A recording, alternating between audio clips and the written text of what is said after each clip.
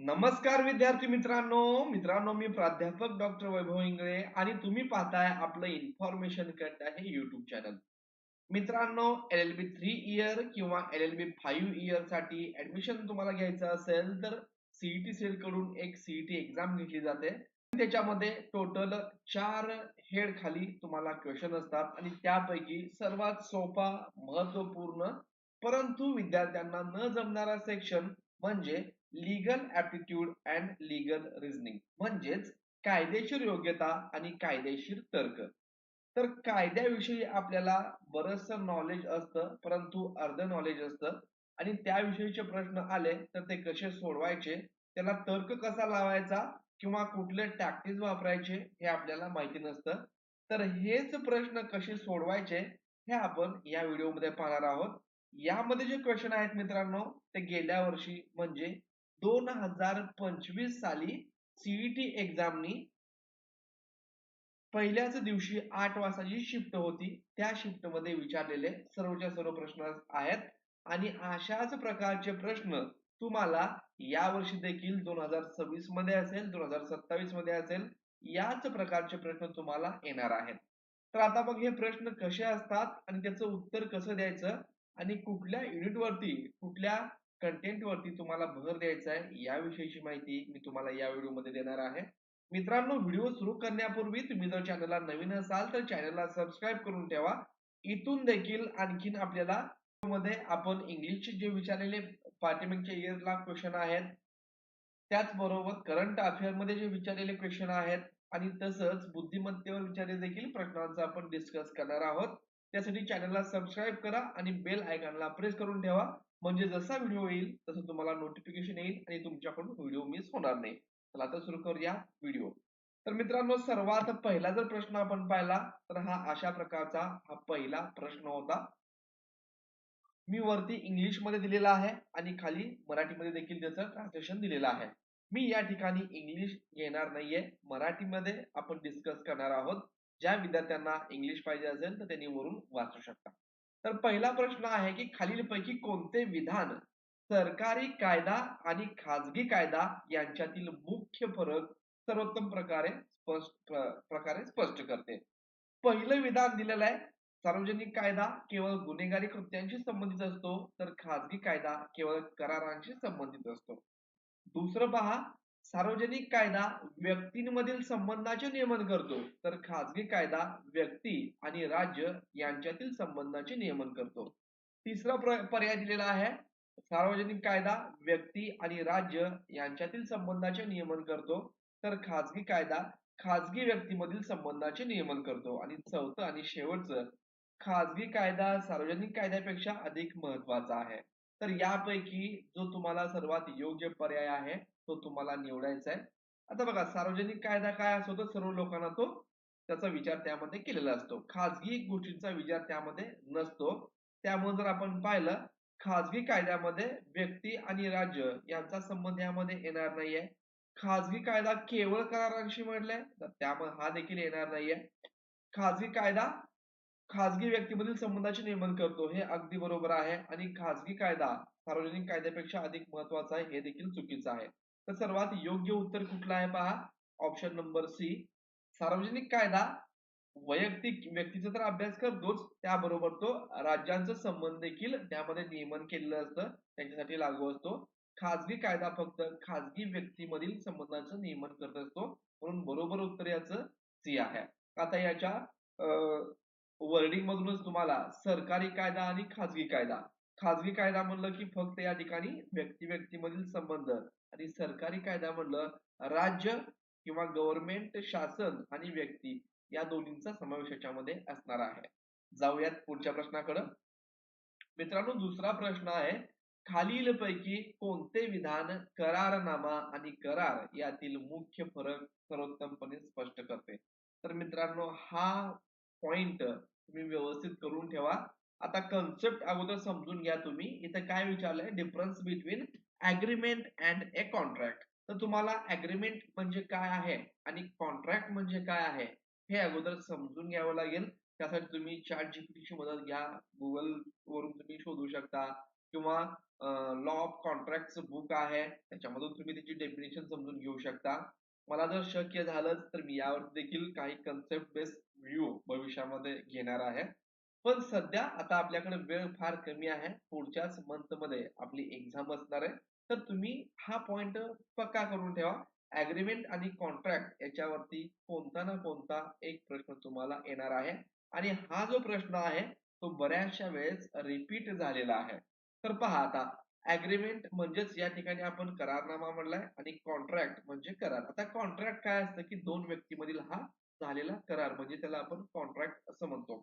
आणि करारनामा जे कॉन्ट्रॅक्ट होण्यापूर्वीच जे काही डॉक्युमेंट असतं त्याला करारनामा म्हणतो.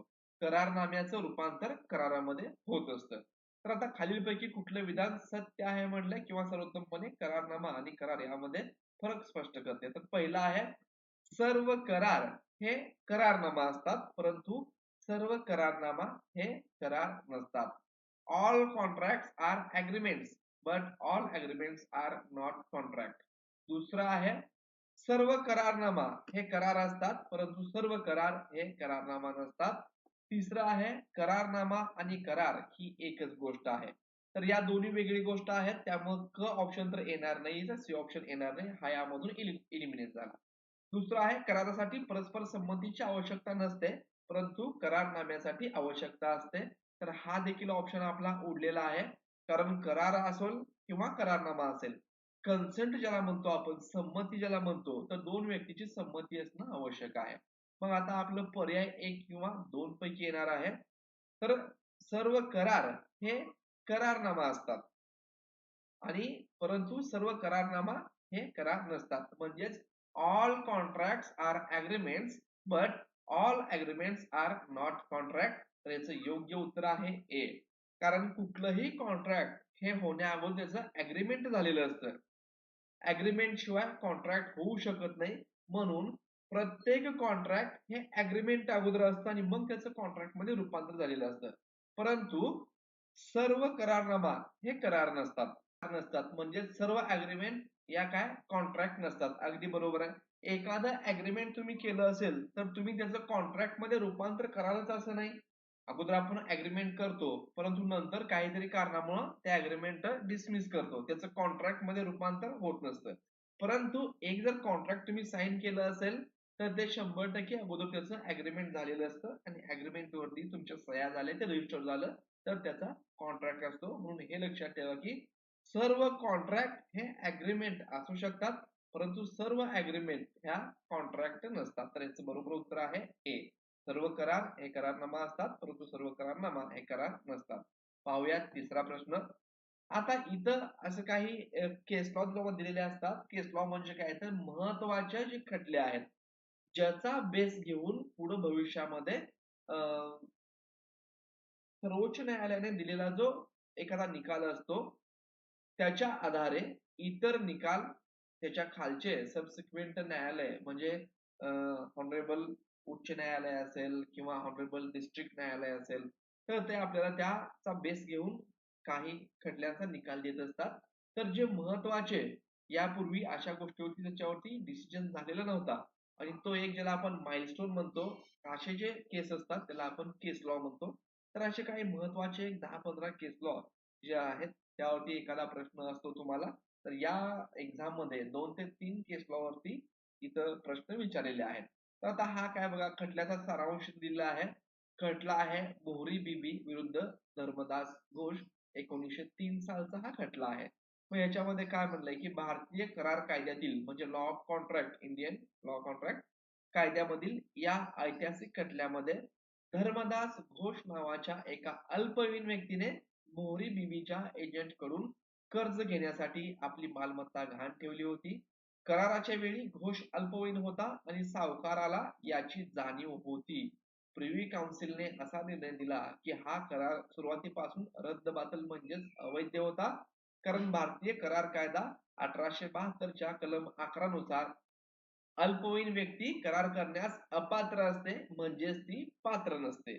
या खटल्याने हे स्थापित केले की अल्पवयीन व्यक्तीने केलेला करार केवळ रद्द करण्यायोग्य नसून तो पूर्णपणे रद्दबातल. आता रद्द करण्यायोग्य आणि रद्दबातल याला इंग्लिश मध्ये वाईड अँड वायडेबल असे दोन शब्द आहेत. मोहरी बीबी विरुद्ध रविदास घोष या खटल्यात कोणते प्राथमिक कायदेशीर तत्व स्थापित केले गेले आहे?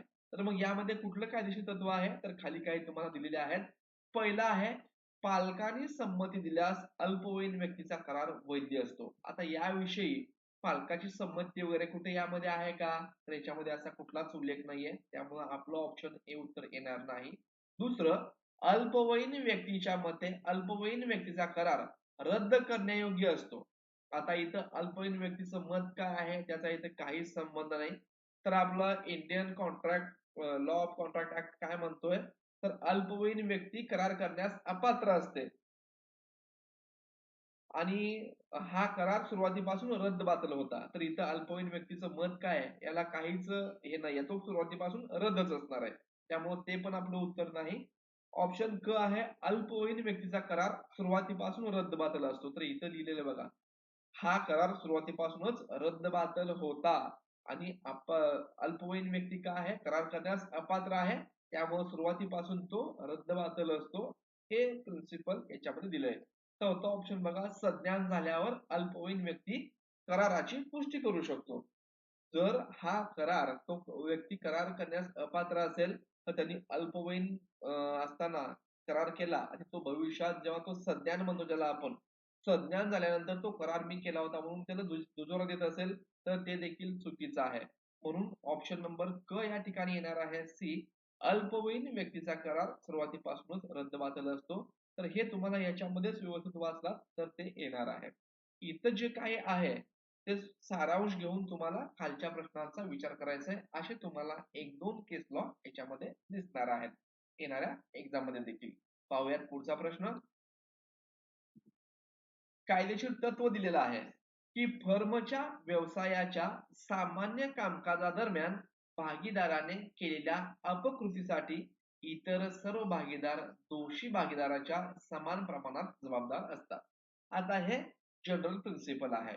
जर 3-4 जण मिळून काम करत असतील, एखादी कंपनी चालवत असतील आणि त्यापैकी कामकाजादरम्यान म्हणजे त्या संबंधित कंपनीचं कामकाज करत असताना त्यापैकी कुठल्याही एका व्यक्तीने जर काही दोष केला, काही त्याच्या गुन्हा केला, तर त्या व्यक्तीसोबतच त्याचे भागीदार, त्याचे पार्टनर हे देखील तितकेच जबाबदार असतात असं कायदेशीर तत्व सांगतं. आता पुढे बघूया. वास्तविक परिस्थिती बघा. आता त्यांनी तुम्हाला एक सिच्युएशन दिली आहे, की नेमकं काय झालेलं आहे. आता अमित, भारत आणि चंदन हे स्विफ्ट करिअर्स नावाच्या लॉजिस्टिक फर्म मध्ये भागीदार आहेत. आता हे काय तिघजण भागीदार एका या फर्म मध्ये. मग एका ग्राहकाला माल पोहोचवताना कंपनीची एक व्हॅन चालवत असलेल्या अमितने निष्काळजीपणे एका पादचाऱ्याला धडक दिली.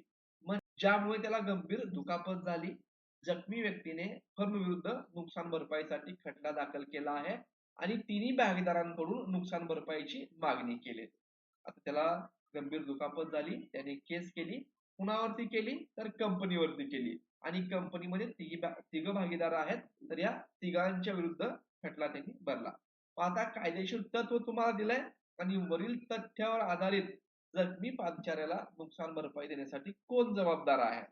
आता ही परिस्थिती वाचायची आहे आणि वरचं तत्व काय आहे, तत्वाला अनुसरून आपण आपला निर्णय द्यायचा आहे किंवा तर्क लावायचा. आता एक म्हणलंय फक्त आम्हीच जबाबदार आहे कारण तो वैयक्तिकरित्या निष्काळजी होता.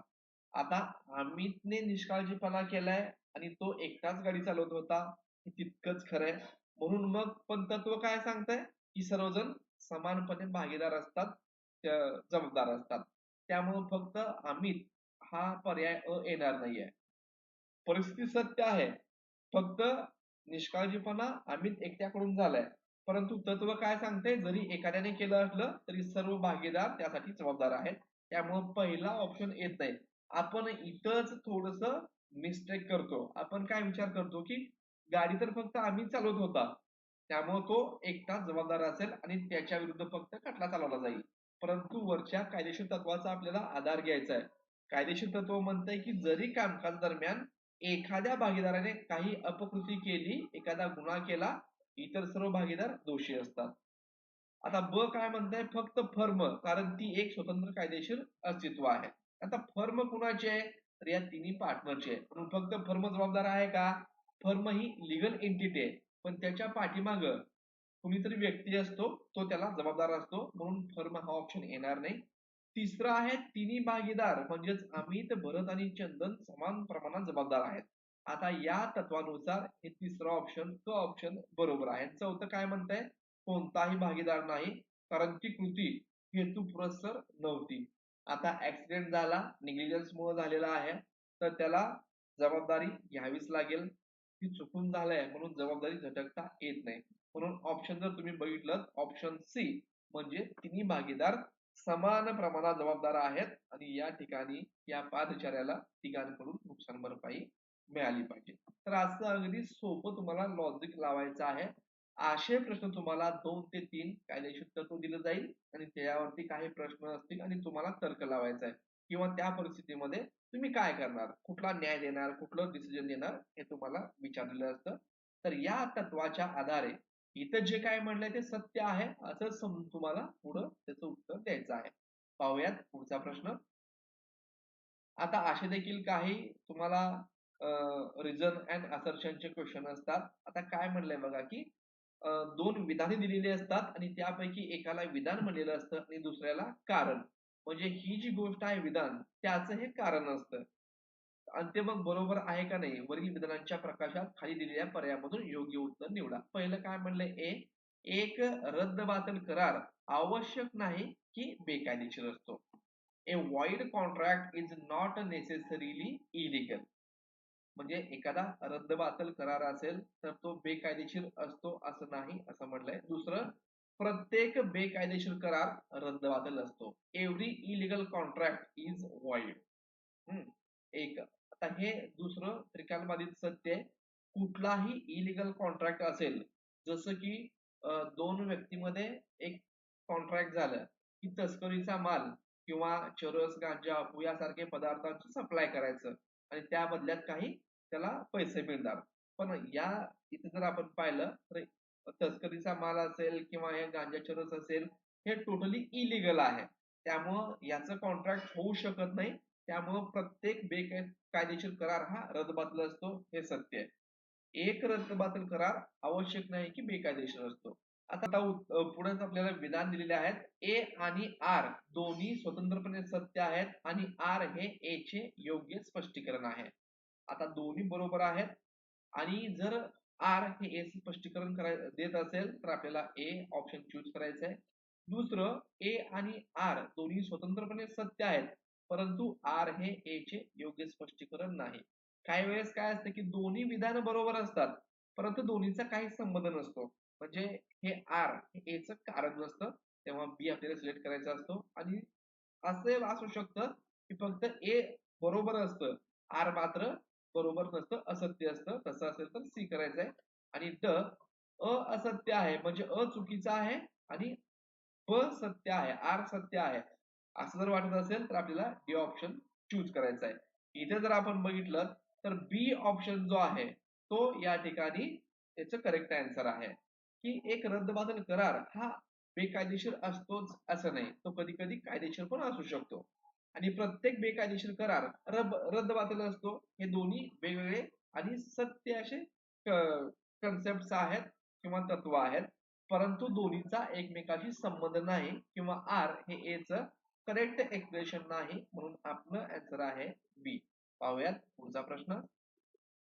आता यावरती देखील तुम्हाला बघा, आर्टिकल जे आहेत पहिले 11 पासून तुम्हाला 20 आर्टिकल पर्यंत, 11 ते 20 यामध्ये तुम्हाला कुठले ना कुठल्या आर्टिकल वरती तुम्हाला प्रश्न असणार आहे. तर हे आपण असं थोडक्यात कसे प्रश्न येतात ते एक इथे एक्झाम्पल पाहूयात. भारतीय संविधानातील कोणता अनुच्छेद धर्म, वंश, जात, लिंग किंवा कामाच्या ठिकाणाच्या आधारावर होणाऱ्या भेदभावाला विशेषतः प्रतिबंधित करतो? म्हणजेच या एक आर्टिकल आहे ज्याच्यामध्ये धर्म, वंश, जात, लिंग किंवा कामाच्या ठिकाणाच्या आधारावर होणारा भेदभाव याला बंदी घातलेली आहे, की कुठेही तुम्ही जातीवरून, लिंगावरून, धर्मावरून, वंशावरून कामाच्या ठिकाणी तुम्ही भेदभाव करू शकत नाही. ऑप्शन आहेत अनुच्छेद 15 म्हणजेच आर्टिकल 15, आर्टिकल 21, आर्टिकल 32 आणि आर्टिकल 14 आहेत. तर यापैकी डी म्हणजेच कलम 14 किंवा अनुच्छेद 14 आर्टिकल 14 हे जे आहे ते धर्म, वंश, जात, लिंग किंवा कामाच्या ठिकाणाच्या आधारावर भेदभावाला प्रतिबंधित करते. आर्टिकल 21 काय आहे तर लाईफ टू लिबर्टी स्वतंत्रपणे जगण्याचा अधिकार लिबर्टी या ठिकाणी प्रदान करतं. मग तसंच अनुच्छेद 32 कशासाठी आहे, अनुच्छेद 15 कशाचा आहे, या सर्वांचा वन लाईन सेंटेन्स मध्ये तुम्हाला त्याचा सारांश लिहून काढायचा आहे. प्रत्येक वर्षी 2 क्वेश्चन आर्टिकल 14 पासून 20 पर्यंत 21 पर्यंत जे काही आर्टिकल आहेत, 32 आर्टिकल आहे, याच्यावरती एक प्रश्न असतो की या आर्टिकल मध्ये काय सांगितलंय किंवा कोणतं आर्टिकल अशा प्रकारे यावरती प्रतिबंधित करतं. पाहूयात पुढचा प्रश्न. पुढीलपैकी कोणते विधान शोध वॉरंटचे सर्वोत्तम वर्णन करते? सर्च वॉरंट जे आहे त्याला कशाला म्हणतात हे अगदी तुम्हाला वाचून देखील समजेल. आता सर्च वॉरंट कशाला म्हणायचं? एक कायदेशीर दस्तऐवज जो पोलिसांना एखादे ठिकाण किंवा व्यक्तीची झडती घेण्यास आणि गुन्ह्याचे पुरावे जप्त करण्यास अधिकृत करतो.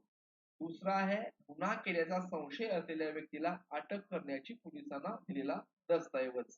आता सर्च वॉरंट म्हणजे शोध घेणे आहे आणि अटक वॉरंट हे अटक करण्यासाठी आहे. तर इथं सर्च वॉरंट नुसार आपण अटक करू शकत नाही.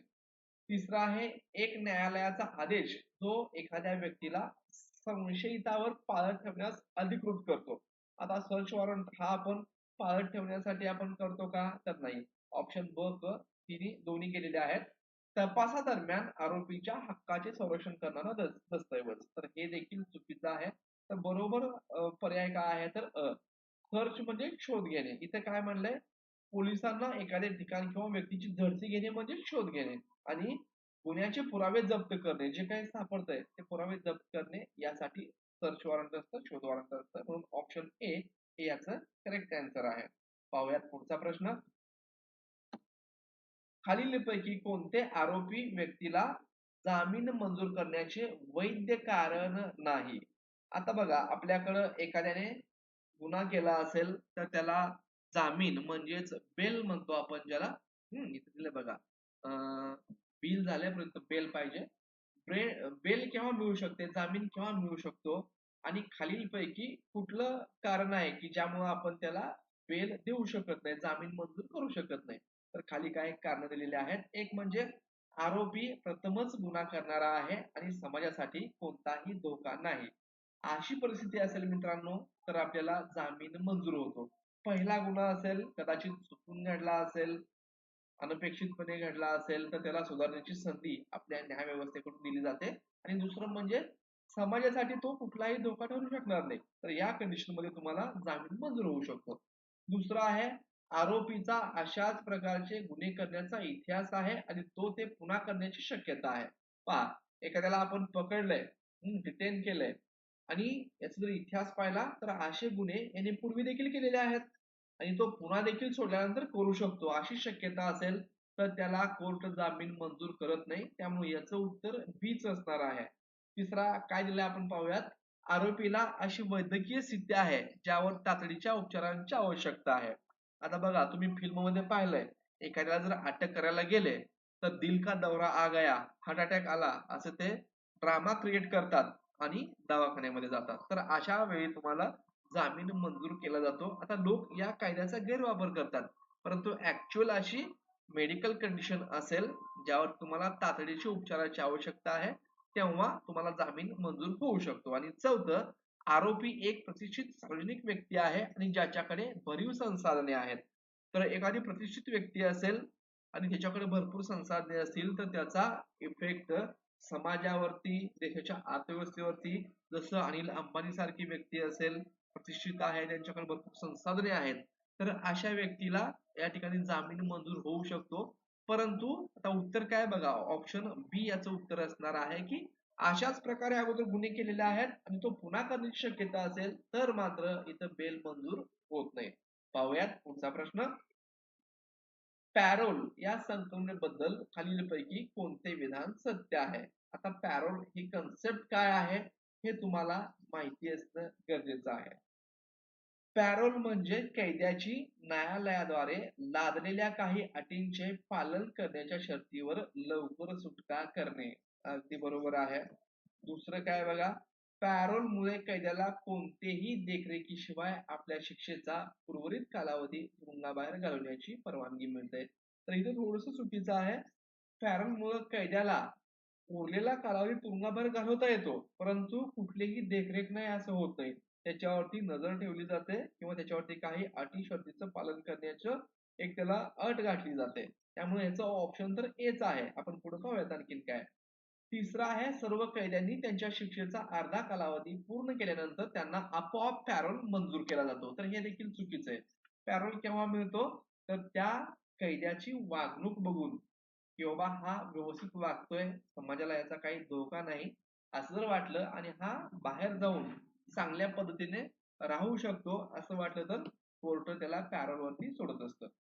पॅरोल हा तात्पुरत्या सुटकेचा एक प्रकार आहे, ज्यामध्ये कैदी कोणत्याही निर्बंधाशिवाय कुठेही प्रवास करण्यास स्वतंत्र असतो.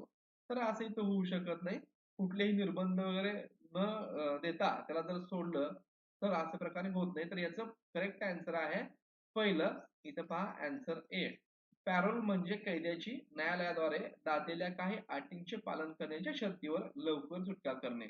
जी काही सजा झालेली असेल, शिक्षा सुनावलेली असेल, तर त्याचा बराचसा कालावधी त्याने उपभोगल्यानंतर त्याची वागणूक बघून त्याला काही नियम व अटीचं पालन करण्याच्या अटीवरती आणि त्याच्यावरती देखरेख ठेवली जाते. त्याला साईनसाठी पोलीस स्टेशनमध्ये बोलवलं जातं आणि या कंडिशन वरती त्याला सोडलं जातं. त्याला आपण पॅरोल म्हणतो. त्यामुळे 9 नंबर प्रश्नाचं उत्तर आहे ऑप्शन क्रमांक ए. पाहूयात पुढचा प्रश्न. प्रश्न 10वा. पुढीलपैकी कोणते तत्व आंतरराष्ट्रीय कायद्यात मूलभूत आहे? तर इथं पहिलं आहे, राज्यांची सार्वभौम समानता. राज्यानुसार सर्व राज्यांना त्यांचा आकार आणि सामर्थ्य विचारात न घेता आंतरराष्ट्रीय कायद्यानुसार समान अधिकार आणि कर्तव्य असतात. नंबर 2, राष्ट्रांमध्ये आर्थिक समानता. नंबर 3, आंतरराष्ट्रीय कायद्यापेक्षा राष्ट्रीय कायद्याचे वर्चस्व. आणि नंबर 4, शक्तिशाली राज्यांना कमकुवत राज्यांमध्ये हस्तक्षेप करण्याचा अधिकार. चौथं तर निगेटिव्ह आहे. याच्यामध्ये असा कुठल्याही पॉवरफुल राष्ट्रांना कमकुवत राष्ट्रामध्ये हस्तक्षेप करण्याचा अधिकार नसतो. आंतरराष्ट्रीय कायद्यापेक्षा राष्ट्रीय कायद्याचे वर्चस्व असंही आंतरराष्ट्रीय कायद्याचा मूलभूत नाहीये.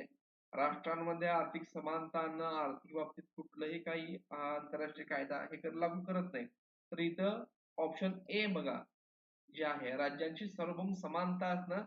राज्यानुसार सर्व राज्यांना मग त्यांचा आकार असू दे, सामर्थ्य विचारात घ्यायचं नाही. ते छोटं असेल किंवा मोठं असेल. आंतरराष्ट्रीय कायद्यानुसार समान अधिकार आणि कर्तव्य असणं हे इथं मूलभूत आहे या कायद्यात, आंतरराष्ट्रीय कायद्यामध्ये. प्रश्न 11वा आहे. इथं परत एक केस लॉ दिलेला आहे. मी तुम्हाला म्हटलं की 2-3 केस लॉ याच्यामध्ये असतात. आता हा देखील केशवानंद भारती विरुद्ध केरळ राज्य 1973 चा हा खटला आहे. हा देखील एक माइलस्टोन आहे आपल्या ज्युडिशरी मधला. तर या खटल्यामधलं काय झालं सांगितलं तुम्हाला इथं की केशवानंद भारती खटला हा भारतीय संविधान कायद्यातील एक ऐतिहासिक निर्णय आहे. सर्वोच्च न्यायालयाने असा निर्णय दिला की कलम 368 अंतर्गत संविधानात दुरुस्ती करण्याचे संस्थेला व्यापक अधिकार असले तरी संसद संविधानाची मूळ संरचना बदलू शकत नाही. आता हे वाक्य खूप महत्वाचं आहे की संस्थेला संविधानामध्ये दुरुस्ती करण्याचे अधिकार आहेत. त्याच अधिकाराखाली संस्थेने अनेक घटनेमध्ये दुरुस्त्या केलेल्या आहेत. परंतु ज्याचा मूळ ढाचा आहे, मूळ संरचना आहे, त्याच्यामध्ये बदल करण्याचा अधिकार नाही. या खटल्यात स्वामी केशवानंद भारती यांनी केरळ सरकारच्या जमीन सुधारणा कायद्यांना आव्हान दिले होते.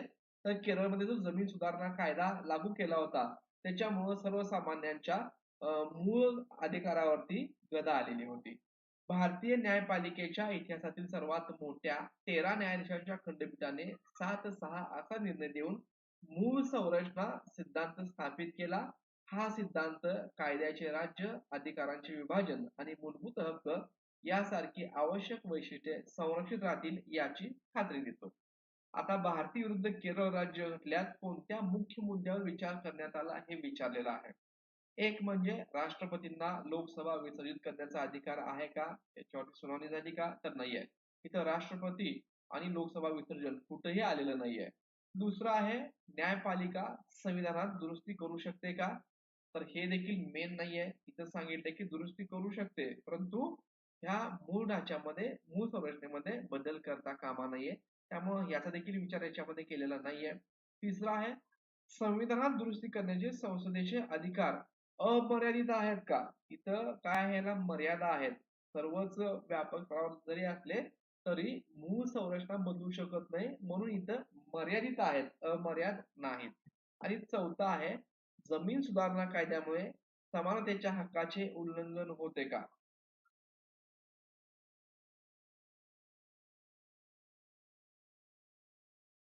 आणि तिसरा आहे संविधानात दुरुस्ती करण्याचे संसदेचे अधिकार अमर्यादित आहेत का, तर याच्यावरती इथं विचार झालेला होता की इथं सांगितलंय की यांना व्यापक स्वरूपामध्ये संसदेच्या संविधानामध्ये दुरुस्त करण्याचे जरी अधिकार असले तरी संसद काय आहे संविधानाची मूळ संरचना बदलू शकत नाही.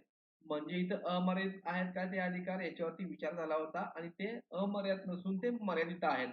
मूळ संरचनेमध्ये ते बदल करू शकत नाहीत, हा याच्यावरला निर्णय होता. आणि चौथा आहे जमीन सुधारणा कायद्यामुळे समानतेच्या हक्काचे उल्लंघन होते का, तर इथं तसा काय कुठल्या कायद्याचा अभ्यास केलेला नव्हता किंवा डिस्कस केलं नव्हतं. तर ऑप्शन नंबर सी ही संविधानामध्ये दुरुस्ती करण्याचे संसदेचे अधिकार किती आहेत, कितपत आहेत, ते मर्यादित आहेत की अमर्यादित आहेत, यावरती याच्यामध्ये डिस्कशन केलं होतं. तर हा अतिशय फेमस असा केस लॉ आहे. पाहूयात पुढचा प्रश्न. क्वेश्चन 12. आता इथे काही तुम्हाला स्टेटमेंट दिलंय आणि त्याच्यावरती जे काही घडलंय त्याच्यावरती तुम्हाला तुमचं मत द्यायचं. आता बघा इथं स्टेटमेंट विधान काय दिलंय, पहिलं की एक व्यक्ती पार्क मध्ये चालत असते, ती चालत असताना चुकून दुसऱ्या व्यक्तीला धडकते, ज्यामुळे त्या व्यक्तीच्या हातातून फोन खाली पडतो. धडक देणाऱ्या व्यक्तीचा कोणताही नुकसान करण्याचा हेतू नव्हता आणि तिने लगेच माफी देखील मागितली. आता आता जी व्यक्ती या ठिकाणी धडक बसली त्या व्यक्तीचं बरोबर आहे की फोनच्या नुकसानीसाठी दुसरी व्यक्ती जबाबदार असावी.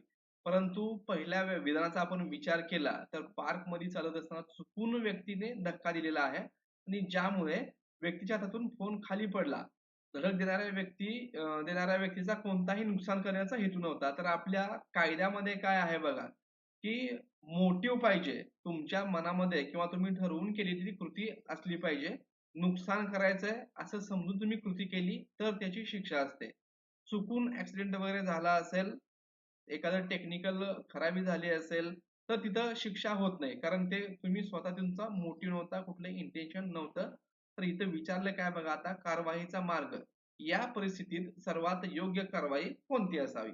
नंबर एक आहे धडक देणाऱ्या व्यक्तीला जबाबदार धरलं पाहिजे, कारण तिच्या कृतीमुळे नुकसान झालेलं आहे.